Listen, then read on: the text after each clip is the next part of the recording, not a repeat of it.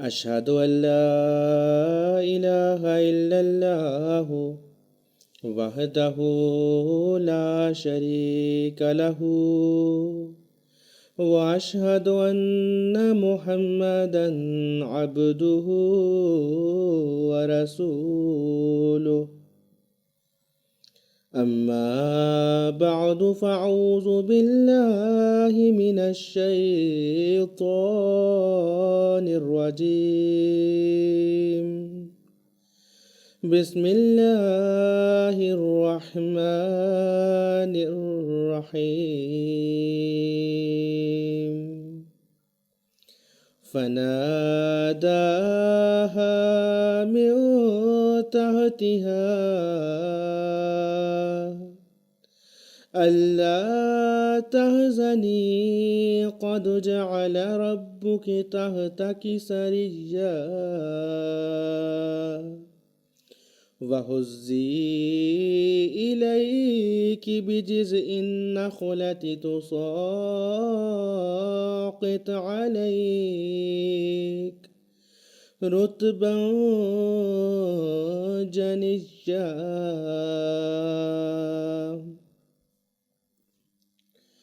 جس معاشرے میں ہم رہ رہے ہیں اس میں سال کے دوران مختلف تہوار آتے ہیں.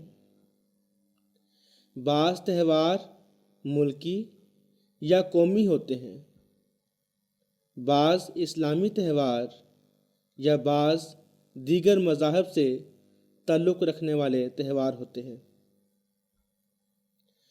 ان میں سے ایک تہوار جو آج کل دسمبر میں منایا جاتا ہے، یعنی عیسائی برادران جس دن کو اپنے خیال میں حضرت عیسیٰ علیہ السلام کی پیدائش کے طور پر مناتے ہیں، کرسمس کے نام سے جانا جاتا ہے. ان ایام میں ہم عموماً دیکھتے ہیں کہ گھروں میں، شہروں میں چراغاں کی جاتی ہے، مختلف تقریبات کی جاتی ہیں. لیکن اگر کرسمس کی حقیقت جاننے کے لیے تحقیق کریں تو بعض حقائق کے مطابق 25 دسمبر کو حضرت عیسیٰ علیہ السلام کی تاریخ پیدائش ثابت نہیں ہوتی. جیسا کہ کیتھولک انسائیکلوپیڈیا میں نیو ایڈونٹ کے مطابق بائبل سے 25 دسمبر کے روز مسیح کی پیدائش کا کوئی ثبوت نہیں ملتا، بلکہ مسیح کی پیدائش کے سال، مہینے اور دن کے متعلق بہت سی مختلف اور متضاد آراء ملتی ہیں.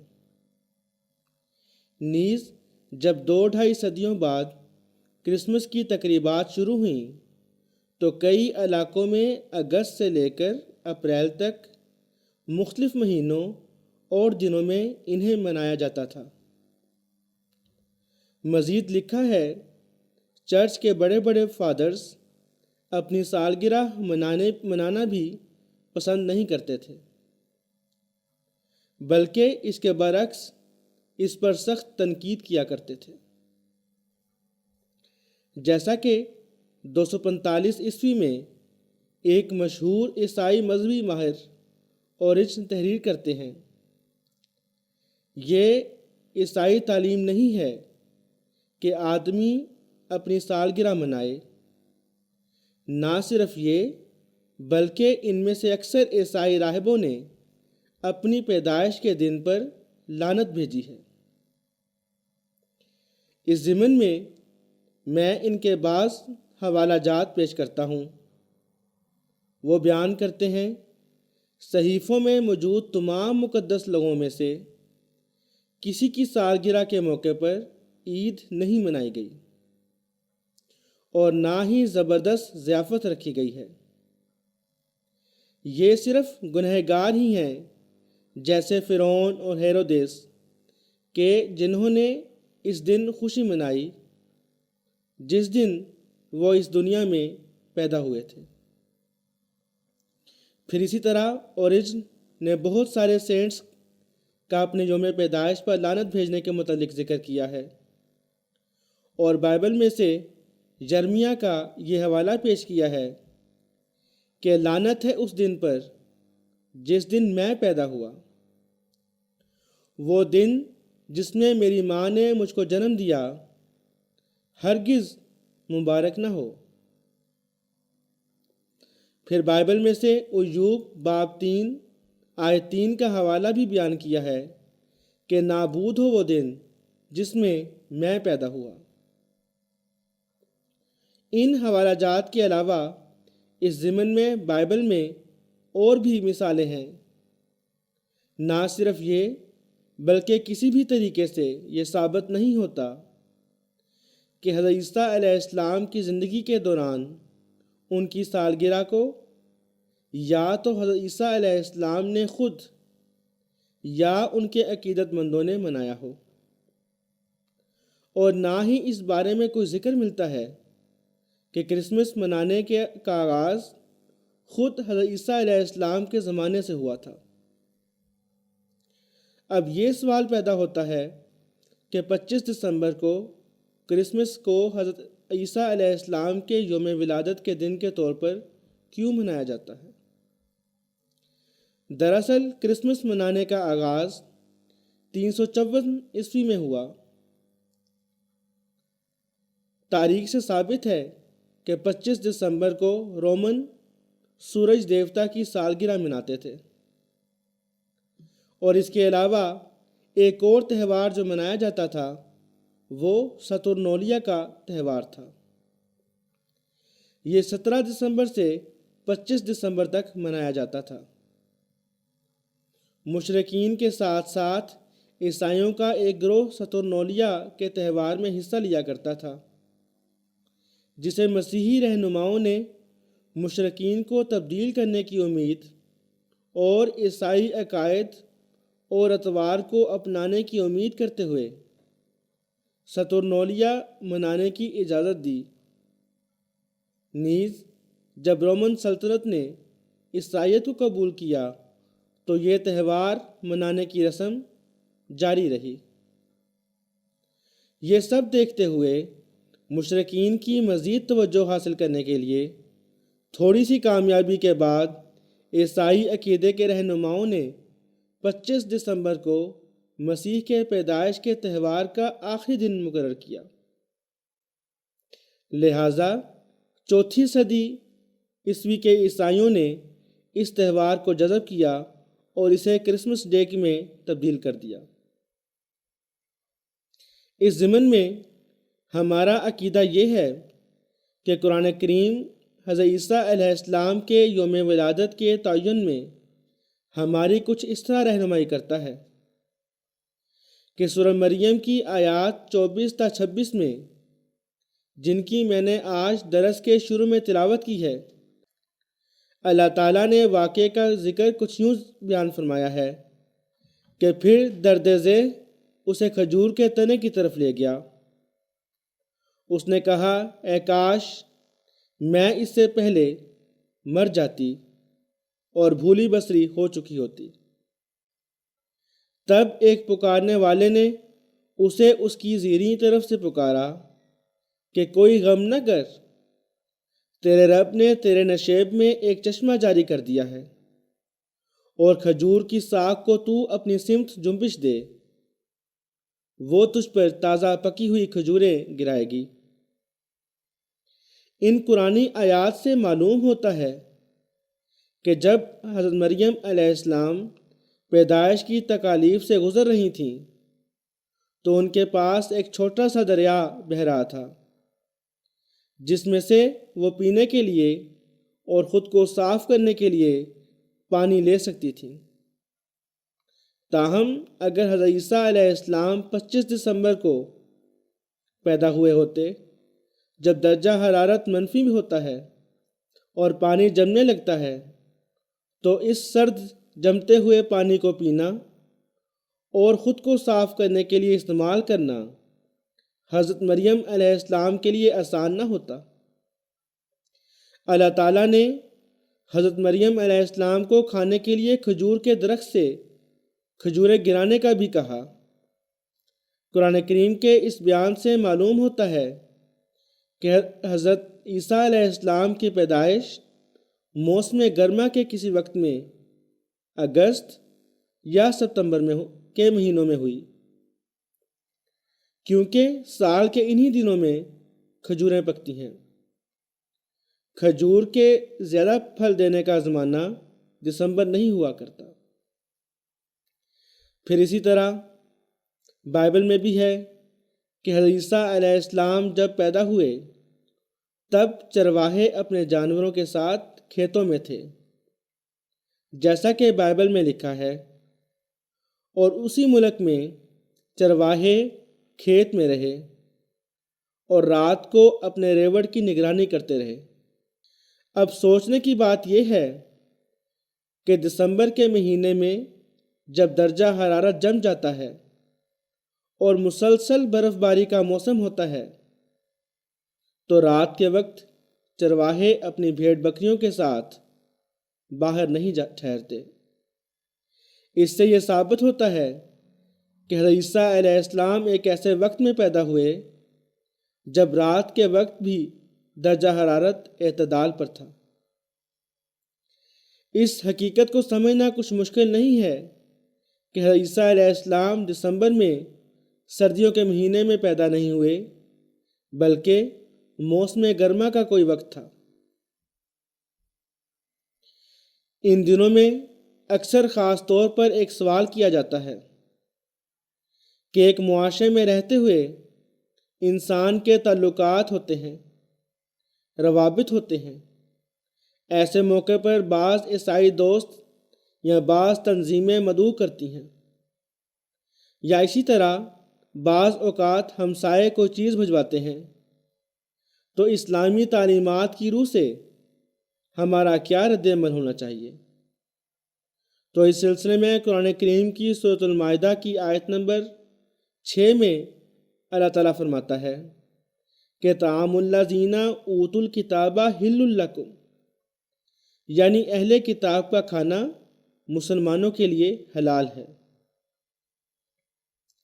اس آیت کے اس جملے کی ضرورت تب بھی پڑ سکتی ہے جب مسلمانوں کے مسیحی قوم کے افراد کے ساتھ تعلقات ہوں گے۔ مسلمانوں اور مسیحی دوستوں کا ایک دوسرے کی طرف آنا جانا ہوگا۔ اگر ایسا نہ ہوتا تو قرآن کریم نے جو وضاحت فرمائی ہے اس کی ضرورت محسوس نہیں ہوتی۔ جب مسلمان کسی کاروباری غرض سے کسی خوشی کے موقع پر یا کسی غم کے موقع پر اہل کتاب یعنی یہود و نصارہ کے گھر میں جائے گا یا ان کے آفس میں جائے گا اور وہ حسب موقع کوئی کھانا یا مشروب پیش کریں تو تب یہ سوال پیدا ہوگا کہ ایسے موقع پر جو کھانا یا مشروب پیش کیا گیا ہے اس کو استعمال کر سکتے ہیں یا نہیں؟ تو فرمایا طعام الذین اوتوا الکتاب حل لکم، فرمایا اہل کتاب کا کھانا جو مسلمانوں کے سامنے پیش کیا جاتا ہے وہ مسلمان کے لیے کھانا جائز ہے،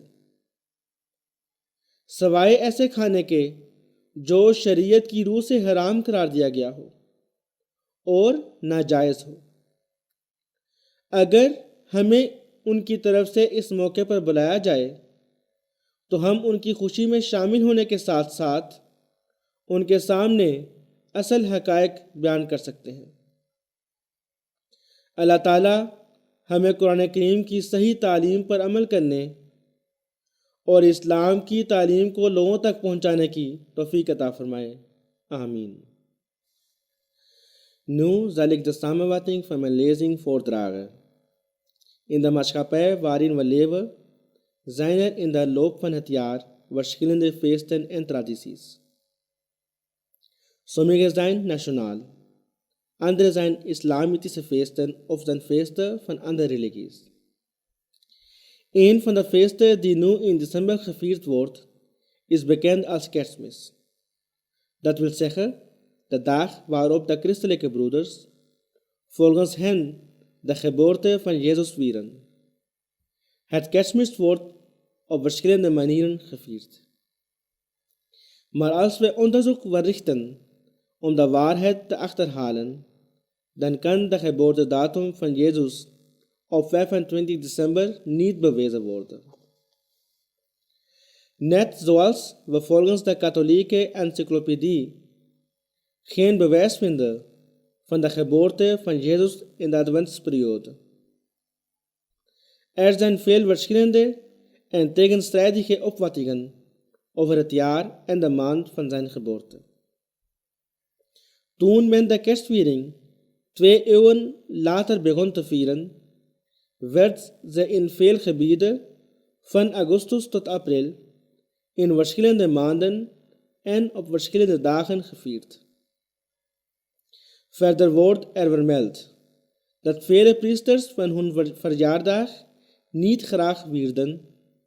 Ze waren er zelfs streng tegen.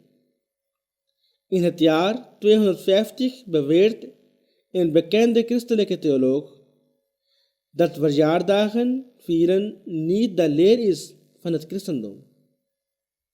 We zien bovendien dat de meeste van deze christelijke monniken hun verjaardag vervloeken. In verband met dit zou ik graag enkele referenties willen tonen. Ze schrijven dat er nooit feest werd gevierd of feestelijke maaltijden werden gehouden op de geboortedag van heiligen die vermeld worden in de geschriften. Degenen die dit wel doen, zijn zondenaars. Vele heiligen vervloekten hun geboortedag en gaven hierbij in referenties naar de profeet Jeremia, die in de Bijbel zegt: vervloekt zij de dag dat ik werd geboren. Moge de dag dat mijn moeder me baarde nooit gezegend zijn. Verder wordt er een passage vermeld uit het boek Job, hoofdstuk 3, vers 3. Laat de dag dat ik geboren ben vergaan. Naast deze verwijzingen zijn er nog andere voorbeelden die in de Bijbel staan in verband met dit onderwerp. Op geen enkele manier bewijzen de geschriften dat Jezus zelf of zijn apostelen zijn geboortedag vierden. Ook is er geen bron dat bewijst dat Christmas werd gevierd in de tijd van Jezus.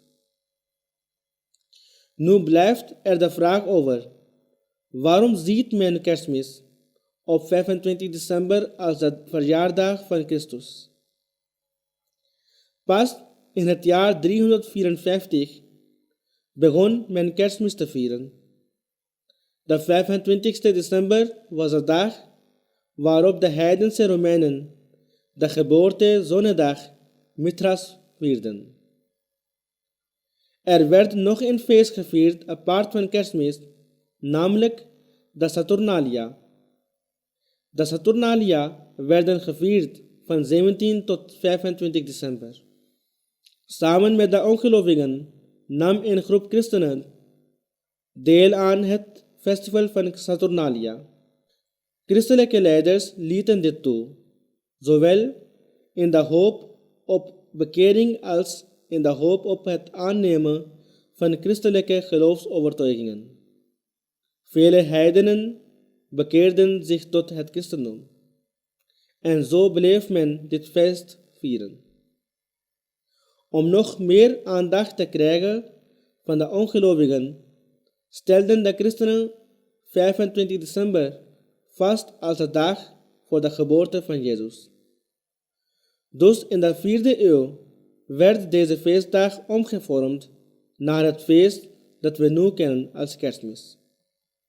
Ons standpunt hierover is dat als we gaan kijken in de Heilige Koran, zien we dat de Heilige Koran ons informeert over de geboorte van de profeet Jezus in Surah Maryam, vers 24 en 25. De versen die ik in het begin reciteerde. Vertaling daarvan is als volgt. Allah vermeldt: en de smarten der bevalling dreven zeiden: O liever, zou ik voor dit gescheiden gestorven en in de vergetelheid geraakt zijn. Dan riep Gods boodschapper naar haar van beneden toe, zeggende: treur niet, uw Heer heeft een boekje aan uw voet doen ontstaan, en schud de stam van de palmboom naar u toe. Deze zal verse rijpe dadels op u doen neervallen. Eet en drink en koel uw oog. Uit deze versen kunnen we afleiden dat, toen Maria door haar zwangerschap ging, er een klein rivertje langs haar liep, waarvan ze het water kon gebruiken om te drinken en om zichzelf te wassen. Indien Jezus op 25 december geboren zou zijn, in een periode waarin de temperatuur onder de nul ligt en het water vriest, dan zou het water ongeschikt zijn voor Maria om te drinken en zichzelf te wassen. Allah gaf Maria ook het bevel om de dadelboom te schudden, om hiervan te kunnen eten. Hieruit kunnen we afleiden dat de geboorte van Jezus plaatsvond in een warme tijdsperiode, namelijk augustus of september. Want dit zijn ook de maanden waarin dadelbomen groeien en rijpen, en niet in december. Zo wordt er ook in de Bijbel vermeld dat ten tijde van de geboorte van Jezus de herders over het veld liepen met hun geiten. In Lucas hoofdstuk 2, vers 8 wordt er gezegd: niet ver daarvan brachten herders de nacht door in het veld. Ze hielden de wacht bij hun kudde. Het is logisch dat het vriest in de maand december, en dus zouden de herders 's nachts niet waken bij hun kudde. Dit toont ons dat de tijd waarin Jezus geboren was, een tijd was waarin het weer gemachtigd was. Zo kunnen we uit de Bijbel bewijzen dat Jezus inderdaad niet geboren is in december. Een vraag die vaak opduikt rond deze periode is dat mensen die onderling contact onderhouden elkaar vaak uitnodigen, of dat buren vaak een klein cadeautje geven aan elkaar. Wat zou onze reactie hierop moeten zijn volgens de islamitische leer? Met betrekking tot deze vraag kunnen we in Surat Maida vers 6 lezen. Vertaling daarvan is: het voedsel der mensen van het boek is u geoorloofd en uw voedsel is hen toegestaan. Deze vers kunnen we raadplegen wanneer er wordt gesproken over contact tussen moslims en christenen, die ook wel eens bij elkaar op bezoek gaan. Indien dit niet het geval is, is deze vers niet van toepassing. Indien een moslim bij een christen op bezoek gaat, bij gelegenheid van verdriet, geluk of gewoonweg door het werk, mogen we hier dan eten en drinken? Zeg dan: het voedsel der mensen van het boek is u geoorloofd en uw voedsel is hen toegestaan. Het eten van de mensen van het boek is niet haram, buiten het voedsel dat haram is volgens de islamitische leer. Als we op zulke momenten uitgenodigd worden, kunnen wij hun geluk samenvieren en de juiste leer van de islam tonen. Mogen Allah ons in staat stellen om de juiste leer van de heilige Koran na te leven. Amen.